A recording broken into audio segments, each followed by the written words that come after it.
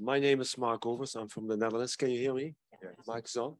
There is more and more evidence that, at least that's what some people claim. So I'm interested to hear what your idea on this is, that when humans, especially professionals, work together with artificial intelligence, what kind of form, that the effect they're trying to achieve is much higher. So that would mean that there's always, by definition, it should be a collaboration.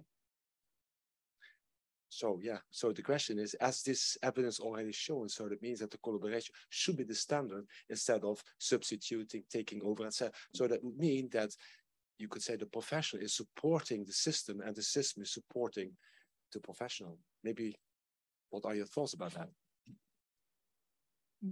Maybe, I'm probably there's a bunch of us can talk about that. I totally agree. I would highlight Natalia's paper because it was an excellent paper kind of addressing this. I think it's really in healthcare right now. Most of the AI is developed to predict intervention. And one of the reasons for that is that we don't have medical problems that are in the US and like developed countries, we don't have medical problems that are completely unintervened on. And so if you are trying to predict, what happened, what's it called when it's like, you know, the truth.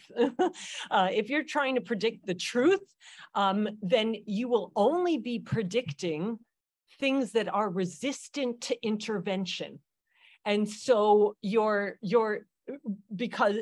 you are trying to predict when will sepsis actually occur, you are only predicting those cases of sepsis that are resistant to treatment, by which the vast majority of cases of sepsis are not resistant to treatment, are actually very, so what we now have is mostly models that are predicting, as Natalia's work showed, that are predicting judgments of the professional. Whether that judgment of the professional is a diagnosis, as Becky was highlighting, or an intervention, like doing something about, you know, treatment of sepsis, as Kate and Zoe and I have been finding, and what that means is that then becomes, okay, clearly the people are training the AI, and so it's going in that direction. What is the opportunity? And I think this is what Becky was highlighting. What's the opportunity for the AI to train the people? And I think, and so kind of going in that other direction, I think is really where we need more. I think we need organizational models. We need to sort of be thinking about that at a more theoretical level. I know one of the things, so, Pim and I have been looking at, that probably means throwing away the normal decision support approach, for example, which is serve up the information and let them decide whether they want to take it or not.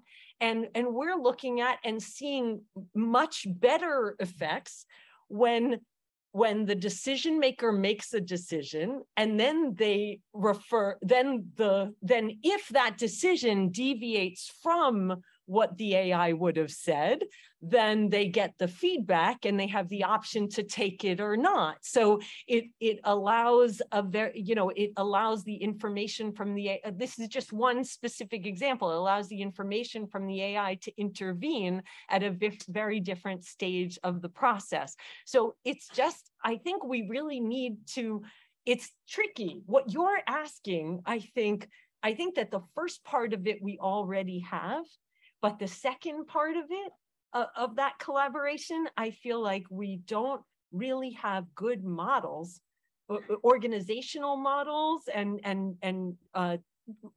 job design models and group design models. We have to be thinking about those in order to answer the second part of your question. Great. Just briefly say, I think great question, very important. In terms of how we think about it and the complexity of the collaboration and the practices, I would sort of add in there the the AI, the clinician and his professional judgment, but also the patient data and what's coming back from the patient and perhaps others in the ecosystem. But if you think about the patient, what they can offer and what needs to be valued as part of the equation, if you like, is they're living with the disease and they're having that sort of reinforcing or at least feeding into the clinical diagnosis over time. So just to say, agreed, complexity, wider, how we then theorize and look at that, I think a practice perspective could be very fruitful.